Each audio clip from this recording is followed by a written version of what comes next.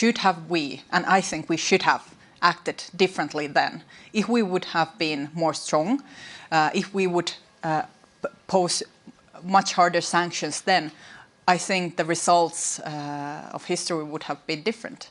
If we have shown strength then as European Union and allies, I think the story might have been very different than it's today. And we have to learn from this day forward that Europe needs strength. We need more autonomous strength, and we have to make sure that we are not as dependent on authoritarian regimes that we are right now. For example, energy. We are too dependent, and we have become too dependent on Russian energy, and that is causing a lot of problems everywhere in Europe right now. And we have to make sure that in the future we are learning from this experience, and in the future we don't build those kind of critical dependencies on authoritarian regimes, but we will deepen our cooperation with our democratic allies and partners. In Finland, for many years, it has been important to maintain good relations with Russia. Your president famously was said to be Putin's best friend in Europe, and Finland saw it as being important to maintain good relations with Russia because you have a very long and critical border with them. The situation is now very different. You have a very hostile, adversarial relationship with Russia right now. Are you experiencing anything coming out of Russia in terms of troop movements, cyber attacks, intelligence, spying? Are you seeing a new Russian attitude towards Finland? Well, first of all, I have to say we have had functioning relations with Russia because of our geopolitical reality. We are a next-door neighbor with Russia, and in many fields we have had to cope with that, and we have had functional relationship with Russia. I'm trying to explain the Finnish set of mind. The most important thing for Finland and Finnish people is to make sure that we are secure, that we are safe, we are secure, that we are independent nation, and that there isn't threats that are threatening that. So security is very, very important to Finland. And if you ask Finnish citizens how willing they are to defend their own country, we are ranked #1 worldwide. The Finnish people, they are most willing to defend their own country, and that's because of our history and the war with Russia that we have had. So we value security and our independence more than anything.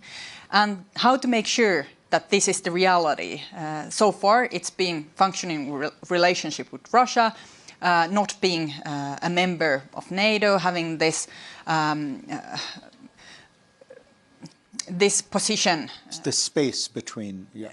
Yeah, of course we have been close partners with NATO for a long time, but we haven't been a member because we have thought that this would be the best way to secure our nation's security.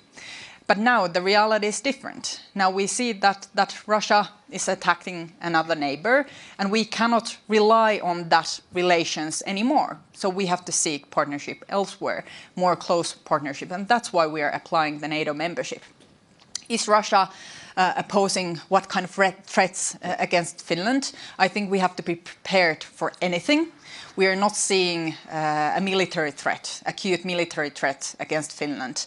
There isn't any that kind of movement or military movement close to our borders. But of course we have to be prepared for everything and anything. So we are prepared for cyber attacks, hybrid operations, informational warfare, misinformation, spread all over the internet. And I think this is the reality for every country in Europe. I think this is the reality for every nation in the world. We are seeing the world a very different place that we thought it would look like. And I think everyone has to be more prepared on different kind of, for example, misinformation that are spread everywhere. And the best way to tackle that is to send the right information, to give the people right information, and also making sure that your nation is secured and prepared from different kind of actions and incidents. And at the same time, I have to say also that 100% security, that's not possible. But you have to be prepared and think beforehand what might happen and how you could be more secure, even though you might not never reach the 100% security. So when Finland and Sweden applied for NATO membership, it seemed as though it was going to happen very, very quickly. But there has been an obstacle. Two nations in particular. Let's talk about Turkey. Do you think Turkey's objections to Finland's membership are going to be overcome? Well, I think the process should have been faster. Finland and Sweden, we both tick all the boxes when it comes to NATO. We are fully prepared to become NATO members, and there shouldn't be any obstacles on the way. Of course, we are still waiting for two countries to ratify. Hungary have said that they will ratify as soon as their parliamentary period will start, hopefully very soon. Turkey, that's another matter, and we have discussed and agreed in NATO's Madrid summit about the steps that we will take, and we have taken those steps, and now we are waiting for Turkey to ratify. I don't see that there shouldn't be any problems, and I have also personally talked with President Erdogan, and he has said what he has said also in public, that Finland isn't that there isn't that big of issues with Finland, maybe some with Sweden, but for our perspective, it's very important that Finland and Sweden are going to NATO together, because we are sharing the same security environment. What if President Erdogan says, I will vote yes on Finland, but no on Sweden? Well, of course, we cannot influence and decide for Turkey, but for our perspective, it's very and crucially important. And I think also from NATO's perspective, it's crucially important that both Finland and Sweden, that both countries fulfill all the boxes about the NATO membership, that we are applying and we are taking into NATO, and all the countries are also handling our application simultaneously. So there shouldn't be any problems with that, and we hope that we will be part of NATO together. Do you think if this war in Ukraine lasts 3, 4 years, 5 years, Europe has the staying power to see it through, to continue supporting Ukraine, deterring Russia, dealing with the energy issues that arise out of it? I think the only message that we need to send that we will support Ukraine as long as needed. 1 year, 2 years, 5 years, 10 years, 15 years. We will support Ukraine as long as needed. Let's talk about the energy crisis. Europe has had a warm winter, and that has relieved some of the pressure. But in a longer-term sense, do you think that Europe is moving fast enough to wean itself off Russian energy? Well, I think we also have now in our hands a possibility to do this. The war has changed the world. We were going towards the green transition also before, making the investments in renewables, and now we only have to make those faster. And we need cooperation, of course, between European countries to do this. We are not only investing about the production of energy, but also with the networks, also with the connections between countries. So we need to invest together. Every country has to invest, and we need also those common investments. I think this is a possibility to make that green transition a reality. And the way should be towards renewables, because we are also tackling with climate change. We are also tackling with loss of biodiversity, and those are the biggest threat of humankind. So we need to take this momentum as possibility to make a greener, a better future for our children. But the reality right now in the short run is there is not enough green energy at the scale that you need it and as quickly as you need it. So Germany is buying coal. You're seeing a lot of liquefied natural gas. Should there be more investments in those areas as transitions, or is that turning your back on the green agenda? You see, that it seems to me there's a dilemma here. If you need the energy now and you need it to be non-Russian, what is available now today is largely fossil fuels, natural gas and some coal. Should Europe be investing more in that in the short term? Well, of course, we cannot make the green transition within a year. That's a reality. We cannot transform our whole energy system to a greener one within 1 year or 2 years. But all the new investments should go on green transition, not to invest in those fields that are not green. Of course, we have to buy coal and gas and oil from the global markets to Europe right now. But at the same time, we have to invest in green energy. For example, Finland, we have done that already. We are doing it as we speak, and we have done and diversified our energy mix beforehand, and we have been preparing for different kind of situations, and that's why we are not that dependent on Russian fossil fuels, and that's a very good thing. And now we have to make sure that everybody else is on board as well. For example, we are and have been investing in wind power, and I think if I remember correctly, this year those energy sources will peak and hopefully also get the prices down quite fast. When you look at Europe's economic future, I'd say the consensus here at Davos seems to be that Europe is going to enter into a recession. Do you agree? That's a possibility, and actually it looks likely that Europe will face some kind of recession. And we can, of course, also affect, as countries, what kind of recession will that be. Hopefully a very short one. Hopefully we'll go ahead quite fastly.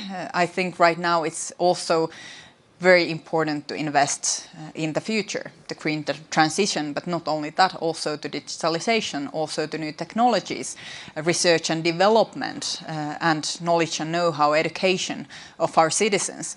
Because we have to learn from the war not only concerning energy, but also other fields, and about the huge crises that we have faced during these past 3 years. First, the pandemic showed us that we are too dependent on certain markets when it comes to medicine and medical supplies.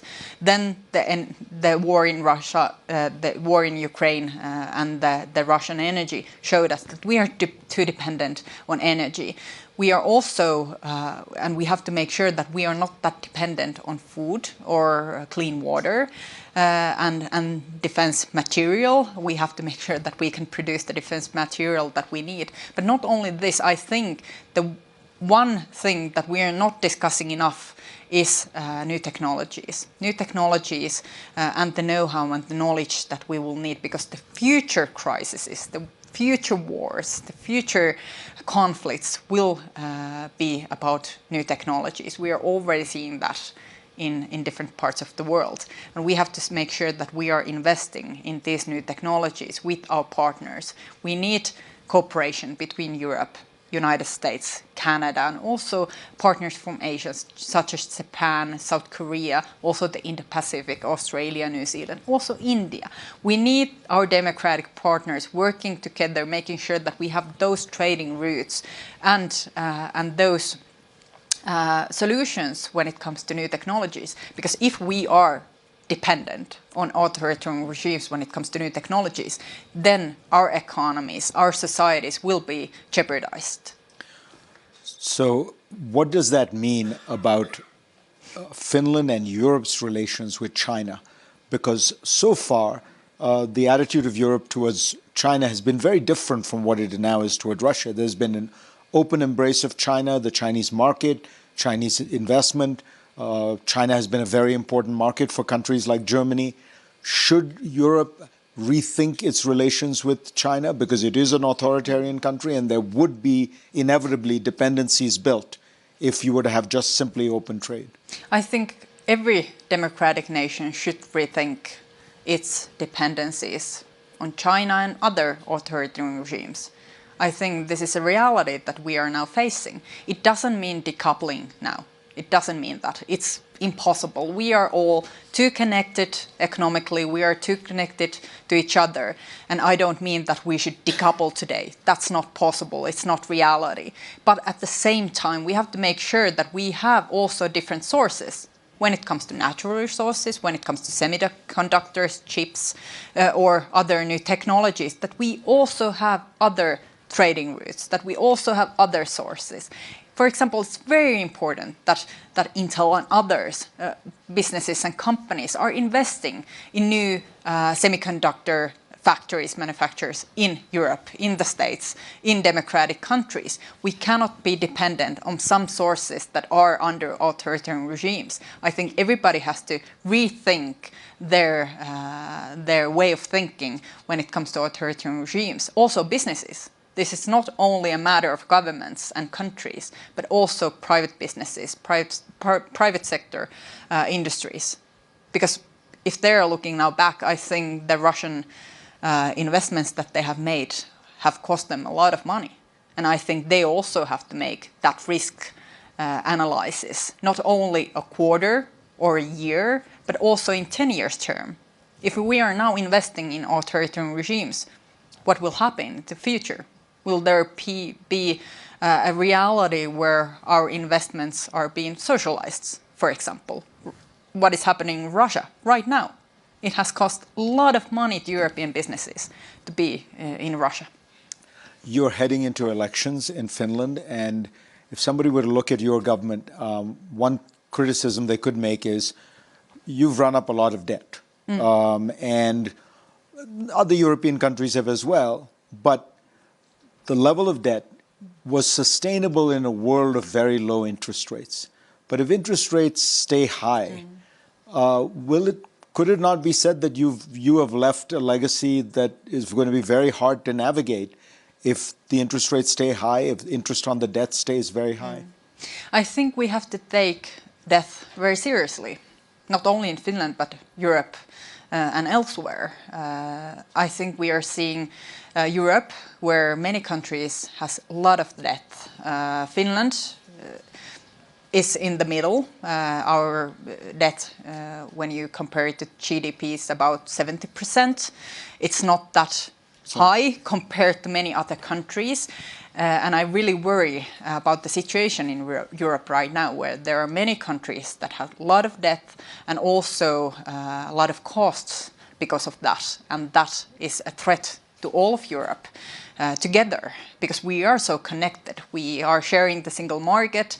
We are sharing common economies. We are in the same Eurozone with many countries. So of course, this is a serious matter for all of us.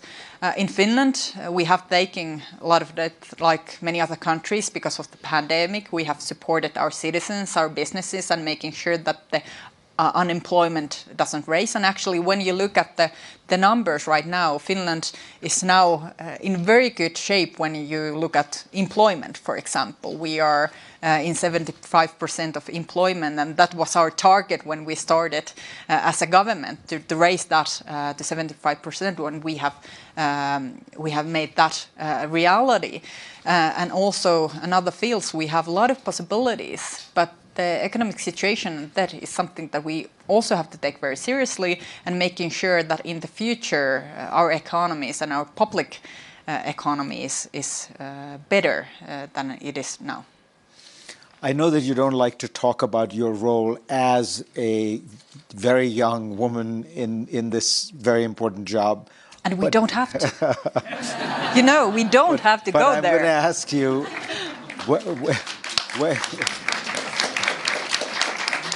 but there is a public fascination with it. So let me ask you this. Do you think that you have done things, you have furthered a women's agenda or certain issues that you understood perhaps better than others might? Has there been some part of that you look back on and see as a legacy? Well, I think and not only think, most of my time has gone with the major crises that we have faced. And this would have been the same situation whether there would have been a male prime minister in Finland or not. So no, my gender or my age hasn't affected that much about the agenda that we all have to face during these years. For Finland, gender equality has always been very important globally, but also internally, because we are a small nation, nation of 5.5 million people, and we couldn't cope if we wouldn't use all of the resources of all of our people, and we need everybody on board, every gender, every generation. We need everyone on board to making sure that Finland will cope and drive in the future. And I think also globally, we are missing an opportunity for a better future if we are neglecting the women's participation, whether it's in private sector or public sector in political life. I think we need everybody on board. Women, men, different genders and different generations. I think everybody has a perspective. And I think when we're listening to everyone, we are making the best decisions.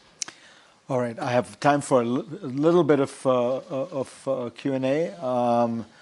In a kind of only in Davos moment, we do have the former Prime Minister of Finland, Alex, here. Do you have something you want to add, Alex? Alex will only say Finland is the best country in the world. Thank you very much, Farid, and congratulations, Sanna. Perhaps a personal question, because we've been a little bit in the same boat, in perhaps to a certain extent changing the institution of a Prime Minister. How have you coped with it personally? Because I felt that at times the personal attacks that were involved in the day-to-day politics, they at least drove me down or gave me a few sleepless nights. But in my mind, you've been coping with it extremely well. What's your defense mechanism? Well, I really don't like this political atmosphere. I think you can relate. I don't like the political atmosphere when we are focusing about the persons. We are focusing about the individual making the decisions, not the decisions itself or the political agendas. I think I went to politics because I wanted to change the world. I didn't want the politics because I wanted to be a politician. I wanted to change the world, a better place. And I think we are discussing too little about the matters, about the agenda, about the values that we stand behind. And we are focusing, and as when I say we, I'm talking about the media.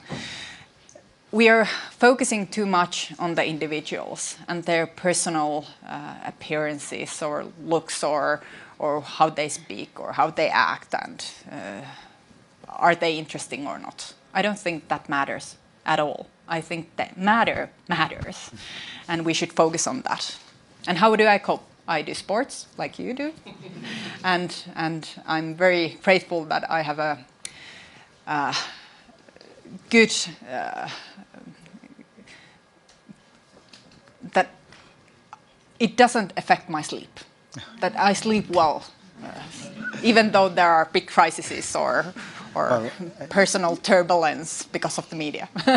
You've been clever enough not to wear your shorts in public the way that Alex did. Actually, I have. I have.